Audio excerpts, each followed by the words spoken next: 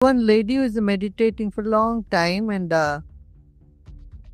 very pious person, she kept having these things, psychic experiences, what you can call psychic, about the things happening. She would tell people and everything would happen to them, and she would foresee whatever would happen in accident, some good thing or bad thing, whatever. So she had strong faith. Natural, no? It's very natural when everything is happening. All your dreams come true. Then you say, oh, this is absolutely right. This is how things are. And then once she had to take her husband to the doctor, and she had the same vision. She said, no, no, don't go to the doctor. Because she was somewhere deep inside, she was afraid to go to doctors if they may drug his husband or something. So she had this vision saying, no, don't go to doctor, he will be all right. You do this, put cold pad on his head, on this and this.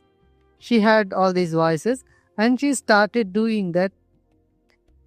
But that husband, diabetes increased, so he lost his eyesight. Now, when this thing started happening, then she became so angry that her inner voice or whatever misguided her in many ways. But before one could realize that she had gotten herself into a lot of troubles. You would notice this, most of the psychics and all these people who read other, see their faces, their lives, they are not happy. Have you noticed that?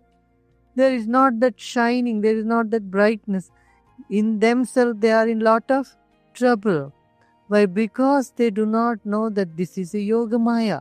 It's an illusion of maya, it's a sort of illusion. An illusion in the spiritual path, yoga maya. There are three types of maya: Mahamaya, Mohamaya, and Yoga maya. Mahamaya, deep delusion, lack of awareness, no awareness at all. Mohamaya is extreme attention, craving to the extent of devastation. People have so much anguish, anger, jealousy, all this because of Mohamaya. Extreme, a sense of delusion, deluded mind. And Yogamaya, a sort of hallucination on the path of knowledge, which is not all false, but mixture.